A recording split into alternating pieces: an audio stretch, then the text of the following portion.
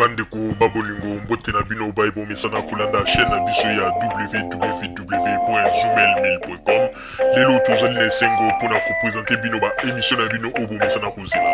Ngai papa Roger Babo lelo na ko présenter bino ba émission obo mesana kozela mokolo na mokolo pona kotalisa na bana ya Congo eloko nini oyo tobombeli ba. Maman Rosalie Lokosu na zui responsabilité monene na chaîne ya www.zoomelmail.com pona kotalisa na bapeple congolais vérité to bosolo oyo nini esengeli na biso bana ya mbonga toyeba esika oyo bato bazali kokangela bato misu to bazali koyebisa bato bamakambo oyo ezali ndenge wana te ebongi malamu ete biso bato ya Zoomelmail totombola mongongo mpe toloba tolakisa bango bosolo po ete mboka na biso ekende liboso po ete bapeple congolais bayeba eloko nini tokoki kosala po ete nyonso tu ezali kaka mpona lokumu ya mboka na biso po ete ezali esengo mingi mpona kotangusa bosolo na kati na biso ba diaspora congolaise oyo tozali libanda ya mboka. Na ntango oyo bozala kaka bisika bozali nde bokolanda basango ya www.zoomelmail.com. Bandeko babolingo mbote na bino baebo mesana kolanda radio Zoomelmail. Bandeko babolingo lelo tozali na esengo mingi mpona kopresente bino ba émission na bino obo mesana kozela mokolo na mokolo. Lelo tokolobela bino nini bandeko babolingo, lelo tozali kopesa bino basango mpona nini, mpona kotalisa bino ndenge nini moto moko a utiliser page na biso ya Facebook mpona kopesa information oyo etali ambassadrice ya ambassade ya RDC na Berlin mpona koloba ete ye azali moto azali kotravailler dur, ye azali moto azali kosala nyonso, ye nda ye na changement na kati ya ambassade ya RDC. Pe tozali koyebisa na bato nyonso to bazali kotanga message wana ezali radio Zoomelmail te nde moto e affiché yango, mais ezali bato oyo bazali kotravailler na molili pe to soupçonner il faut ezala bato ya ambassade nde moto batie annonce wana na Facebook. Bandeko babolingo, mais soki bango bayebi ete ambassadrice son excellence Shakembo ye azali kotravailler malamu mpe azali kotravailler dur, mais ndenge nini bato tango bazali kosalisa ba passeport na bango bazali kopesa bambongo ya motoki ya pasi ya poto, tango ba passeport ezali koumela, tango bazali kokomela ye areagisaka te, tango bato bazali koloba areagisaka te, wana nde bolingi boloba ete azali kotravailler dur. Bomoni lisanga na bino oyo escroquerie oyo bozali kosala na kati ya ambassade oyo lelo bato bakomi kofinga président Joseph Kabila mpona koloba ete président Joseph Kabila nde azali kosala lisanga na bato ya ambassade mpona koyiba mbongo ya bakongolais. Eske wana nde bobengi yango mosala ya malamu oyo ambassadrice azali kosala? Ti lelo ndenge tozali koloba boye bapasseport ya bato esali ba 9 mois nano bazwi bapasseport na bango te, wana nde mozali kobenga ete azali moto azali kosala mosala ya malamu mpona mboka Congo na kati ya ambassade ya RDC na Berlin. Mpona nini bozali kolinga kofingisa mboka boye? Makambo kutu ya mike ya bato bazali kosala bademande ya bapasseport bozali koyebisa bato soni a chaque fois bakongolais bazali kolela nde bozali koloba ye nde azali kosala malamu. Combien de fois bato basi bafingi Joseph Kabila? Combien de fois basi bacritiquer Joseph Kabila pour la likambo ya ba passeport bino bozali kosala? Boza kozomba mbongo ya bato boza kokosa dans 3 mois bandeko bobange eloko te dans 3 mois bokomona passeport ekoya 3 mois ezali koleka bato mosusu bakomi na ba 9 mois. Après lelo boza koya ko utiliser page ya radio Zoomelmail na Facebook mpona kosala neti ke radio Zoomelmail nde moto epesi information. Bandeko babolingo ba peuple congolais tozali koyebisa bino information oyo ba affiché na Facebook ba annexé radio Zoomelmail ezali biso te, ezali montage pe tozali ko soupçonner ezali bato ya ambassade nde moto basali ba makambo wana, mais tokolandela bango baje wana bazali kosala. Quand est-ce que biso tosalaki ba enquête toye ko découvrir que mama chacun azali moto azali ko travailler dur.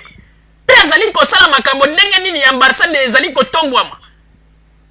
Quand biso ba enquête kutu tozali kosala tozali komona ete escroquerie nde ezali kuna na kati ya ambassade. Bino bozali kolinga kozwa radio oyo ezali radio ya liseki. Alors toyebisi na bino bato ya ambassade soki bino bato bozali kosala ba annonce ya lokuta boye na kombo ya ambassadrice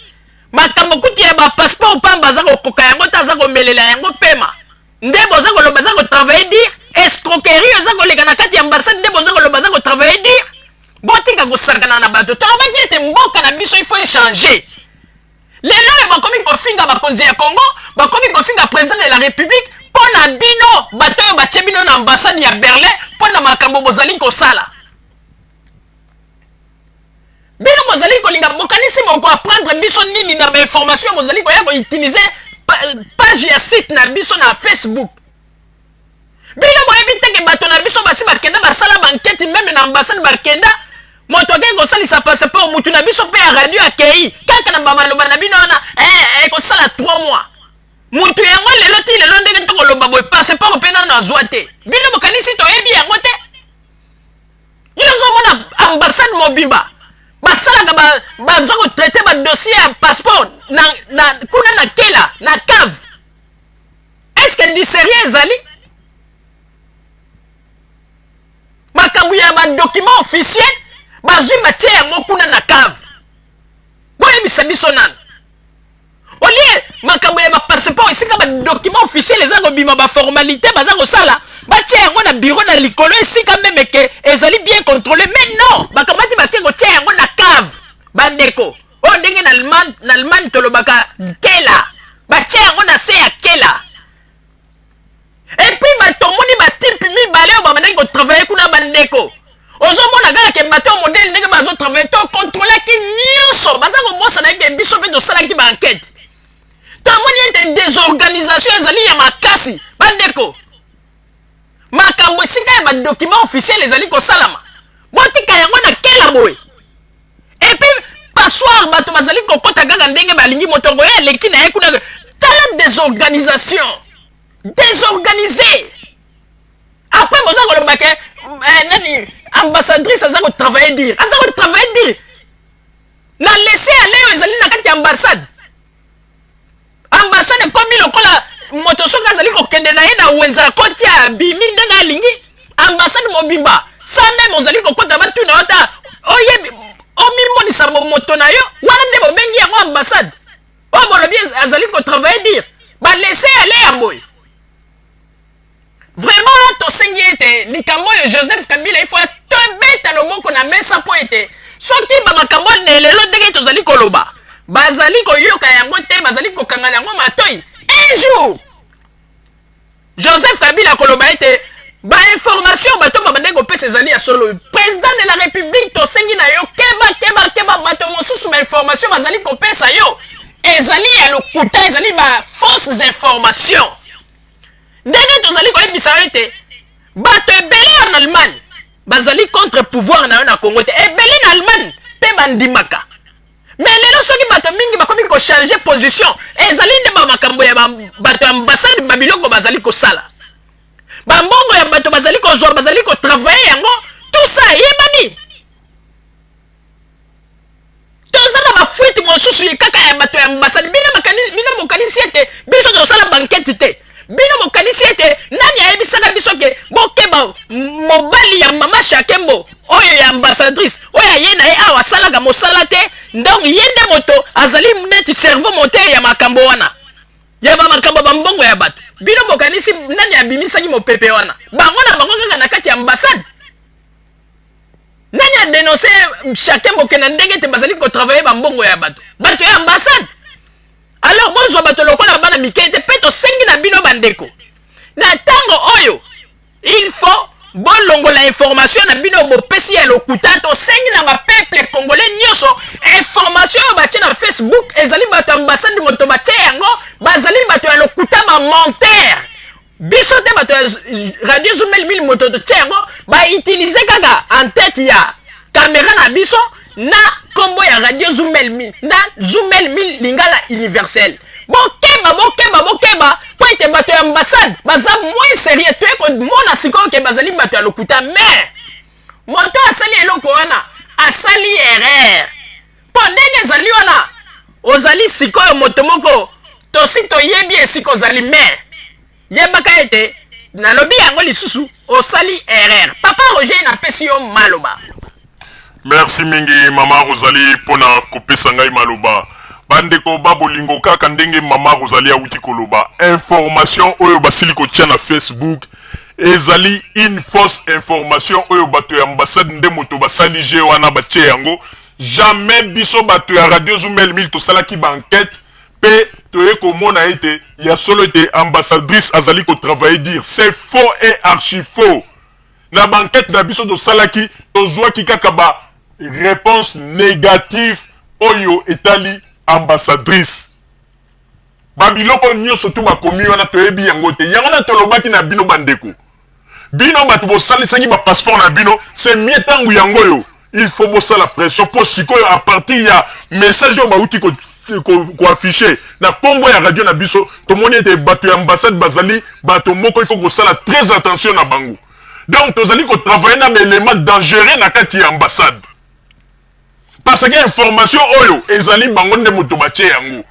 Yango tozali ko yebisa bino bandeko, to yebisa bino malamu. Oya yebi te azali na avocat na ye, il faut ko tia bango devant la justice. Parce que bazali ko travailler na kati na ba mensonge. Peto sengi na bino bato ambassade. Ezala mbala ya suka oyo bozali ko utiliser page na biso. Soki bozali ko continuer ko utiliser page na biso na nzela Facebook nde bosali lelo e ko coûter bino cher. Boko bangi sande bato oyo ba yebi ba makambu na ndenge ya balua te. Mais bino soki bozali ko continuer boye lokola to site osali ba enquête to yebi ba makambu nini ezoleka na kati ya ambassade. Botika ko tia mosapi na moto po e ko tourner bino mabe. Parce que tango bato bayaka kolele pa na biso bayaka koloba biso to tombola mongongo bayebi force na biso esike ezali. Alors bino botika kotia mosapi na moto po babiloko bozali kosala o lelo lokumu wa mboka ekomi kokweya bokeba na babiloko bozali kosala. Bomoni ba makambu bauti kosala na ambassade ya France. Bomoni ndenge ba voyou bauti kosala ba makambu. Alors bolinga te kopesa ba voyou wana pe occasion un jour. Makambu wana koma na ambassade ya Berlin bino nyoso bo pakata bo kima ba bureau. Po ata police aroya mais kozala déjà trop tard. Alors bon zwa makambu nyoso bozali kosala na sérieux, botika ko utiliser page ya radio Zoomel 1000 pour rien. Et loko bosali to yebi ke ezali bino, mais to pesi bino de mise en garde parce que o ezali mboka ya loi. Soki to moni ke bozali ko continuer kaka bongo na moto oya asali loko azali ko bossa na ete identité numéro na ya IP to relever yango to bombi yango. Mais o ezali neti to kebisi bino nde loko tozali ko yebisa na ba peuple congolais bato nyonso basalisaki ba passeport na bango na ambassade ya Berlin boy ba ite information o ba pesi ezali biso te bato ya radio Zoomel 1000 to tie yango ezali kaka bato ya ambassade nde mutu basali je na bango pe ba utiliser en tête na biso mais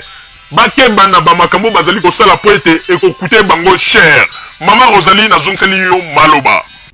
bandeko bolingo na banzi ete bouti kolanda ndenge nini Papa Roger auti koloba pe information to pesi bino to yebisi na bino ete information oyo bapesi na o etali son excellence mama Shakembo oyo bapesi ezali biso te bato ya Zoomel 1000 moto to tie yango ezali kaka bato ya ambassade bango moko moto basali ba jeune na bango mais bayebaka ete tolobaka yango 99 jours ezali pona bato bazali kosala ba jeune.